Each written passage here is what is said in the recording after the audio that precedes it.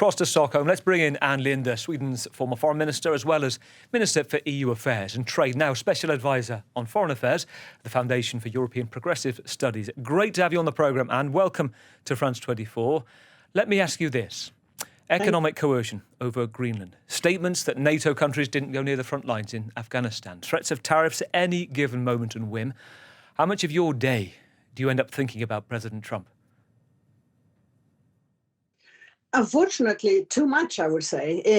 It takes up a lot of oxygen. It takes up a lot of thinking, I think, for all European and mainly in the whole world, about what he's saying, how we're going to react to it, what is true, what is not true.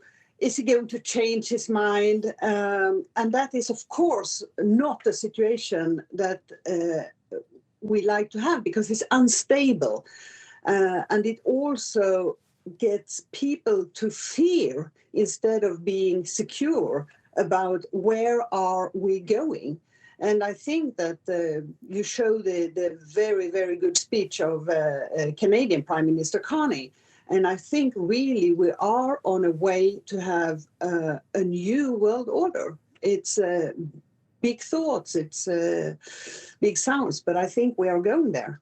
It used to be the talk, going back decades, of conspiracy theories, didn't it, the New World Order? But we're now hearing world leaders saying as much, the rupture. I also want to mention this to you, and I want to get your thought and reaction on this, because kind of European diplomacy is in a looking glass right now. How leaders have been responding to, and how they are now responding to President Trump. This week in Davos, not just President Zelensky, but Gavin Newsom held up a mirror to Europe's leaders. And I'd like to get your reaction from his comment, saying about not just about a backbone that European leaders needed to have, but exactly why. Let's take a listen. This is diplomacy with Donald Trump. He's a T-Rex. You mate with him or he devours you. One or the other. And people need to stand, but no, the Europeans could be if they continue down this path and process. They need to stand tall, stand firm, stand united. Look, this a year ago we should have been having this conversation, and they didn't. Okay, and now you're paying the price.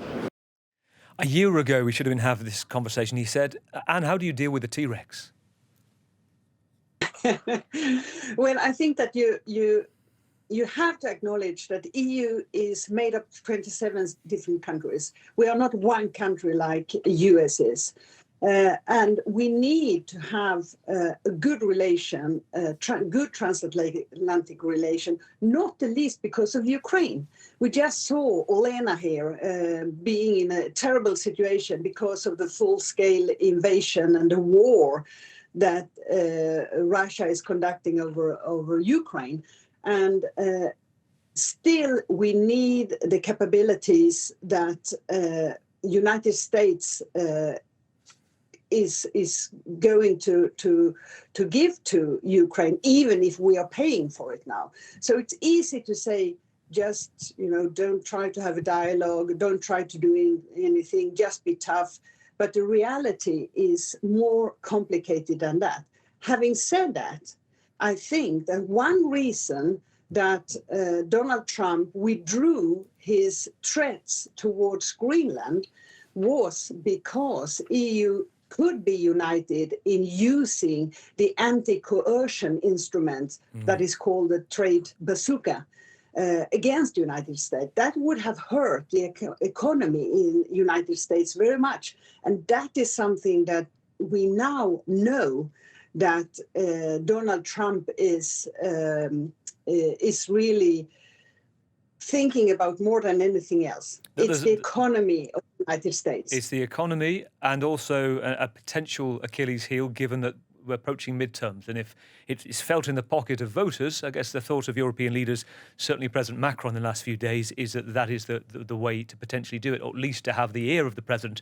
And going back to what Gavin Newsom was saying, the Democratic governor of California, if you get up, is what he said of needing your knee pads because of the obsequious nature he thought had been previous, that had to change. Have any European leaders, Anne, met the mark that you see as showing the way? Well, I have to say that we have shown in EU and in Europe a lot of unity by agreeing to 20 sanction package against Russia in favor of Ukraine. And that is something that we didn't believe maybe it was possible, because we know all that some countries, like Hungary, for example, is more on the side of Russia and is not always agreeing with the rest of us. I mean, I've been a minister for nearly 7 years, so I was in many of those ministerials. And it was many, many times where Hungary had a different view, even though we managed to unite, to have strong packages. And also now, when there was a real threat from one NATO member to another, the biggest NATO member, the most important NATO member, against another in the alliance, the EU managed to get together united and say, okay, if things comes to the worst, then we would actually use our anti-coercion instrument. And I think that's a show of strength. But then it's easy to say, like Newsom, they use another way of, saying T-Rex and so on. I don't think we Europeans use that language. It's interesting. I spoke to the deputy head of the Foreign Affairs Committee of Denmark in the past week and asked him, was President Trump a friend or foe? And he gave me a one-word answer: foe. He said, right now, we can see him as nothing else. This was before President Trump said there was a framework agreed on Greenland. It's worth saying. How do you think Sweden's Prime Minister, Ulf Kristersson, has risen to the occasion, or how he's been seen to be dealing with President Trump? I would say that it took some time. I would have preferred that our present government would have been tougher from the beginning. But now I think they have changed also when they have realized that there is need for more strength and more unity amongst European countries. And we all know that the French president is one of those leaders that is going the furthest. At the same time, we need to admit that United States have military capabilities that we don't have in EU, and that we need the cooperation. So there is no need and no reason to try to cut the relation, but there is a need to stand tall against threats, against blackmailing, and I think that we are going more in that direction, and that is something that I welcome very much. And your voice is important, Anne, and I say this because, we could go back a decade and the changing political landscape. At one point, I think I'm right in saying that you wouldn't have actually thought Sweden or wanted Sweden to join NATO. Things changed in 2022, and you have a hand in history. Yours is the sole signature on the formal application that saw Sweden join NATO. When you see it now and the situation over Greenland and potentially eating within itself, is Greenland resolved, do you think, for now? Unfortunately, I don't think that we could be sure of that. And that is because we have learned in this year that President Trump could change from one day to another, even from within a day, he can change his position. It has been de-escalated. The Secretary General of NATO managed to at least get some kind of deal that we don't know what it is, and it couldn't be a closed deal until the Kingdom of Denmark, including Greenland, is on the table about this. But we cannot, relax and think that this is resolved, because I think it isn't. I mentioned right at the top how this is being viewed in China and what you can and can't see in China, and I wonder, to open the question, whether the paradox for Europe and US Western powers now. You mentioned Mark Carney, we heard him talking of the rupture, the need for middle powers to come together. The whole is greater than the sum of its parts, echoed by President Macron. But Canada's just signed a preliminary trade agreement with Beijing. Is that not an equal or bigger worry, an oscillation from one to the other? Well, I would say right now we can see, and I was Minister of Trade before as well, it took years and years and years to negotiate those trade deals. And now suddenly, because of the heavy push from United States, both in favor but also against us, we have managed to do the Mercosur deal. It's the biggest ever trade deal in history, 700 million people. and we are very close to making a deal with India. And I think also that there will be more openings in the trade relations with China. And I can only say that this maybe is a consequence of how Trump is dealing with Europe that they didn't really think of, because this is, of course, not a perfect situation for American business and for the American market. If European market, which is such a big market, is trying to go elsewhere. So I think this will have more consequences than they have thought of in the United States. It is worth saying European leaders have been through this before with China, hot and cold. You have a one-party authoritarian autocracy, and whether you can split security and being independent and self-reliant for security and then still have a trade relation and not see China using economic leverage in future. It was tried 10 years ago and it was seen not to work. Let's just take a look at, remember this. This was David Cameron as Prime Minister in the UK. Bear in mind, Keir Starmer's about to go out tomorrow, having a pint. It was called Fish and Chip Diplomacy in the UK with President Xi. Let's take a look. Every weekend.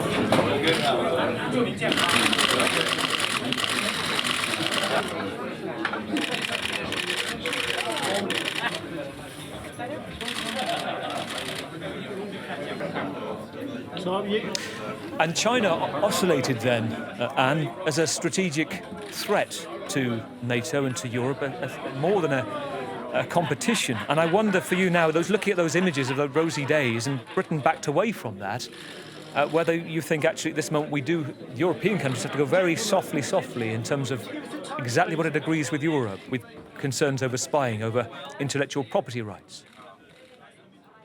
Well, what is very clear is that you cannot separate anymore diplomacy, security, and economy in a way that you maybe could 10 years ago. These are now inseparable, and we have to think of it in quite another way than we are used to. At the same time, we have been depending so much on the transatlantic link. You know, Sweden, with only 10, 11 million inhabitants, we are the 10th biggest investor in United States. And we have United States as the biggest trading partner outside Europe. So we are quite dependent on this link. But now when President Trump are so, I would say, well, reluctant to be continuing the close relationship with Europe, we have to look also elsewhere.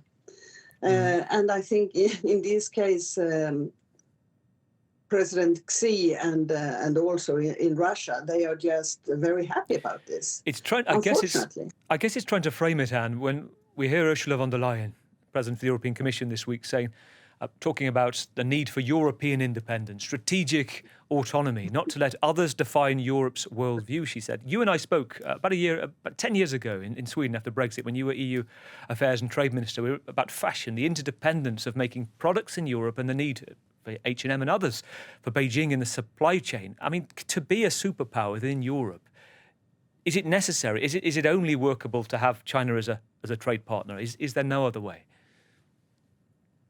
Well, the most important thing is our internal market, of course. I mean, there is the biggest, the lion part of the trade among European countries are within the internal market in EU. And we know that now we need to take away all those hindrances for making it more effective. I mean, there is a counting that 10% of the BNI could be higher if we are getting rid of all those problems within the internal market. You know about the Draghi report that came 2024. Yes. And I think that is number one. I mean, to have more using the trade agreement, yes, we should do that. Going to trade with China, yes, we could do that.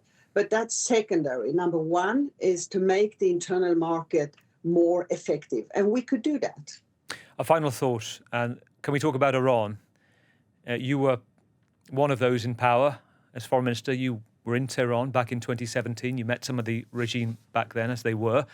President Zelensky saying this week, and talking about the brutality of the regime, saying actually the world is watching as this uprising was completely stamped out. There are ripples, rumours indicate the US could still be deciding whether to strike. Perhaps the Ayatollah himself. Should they?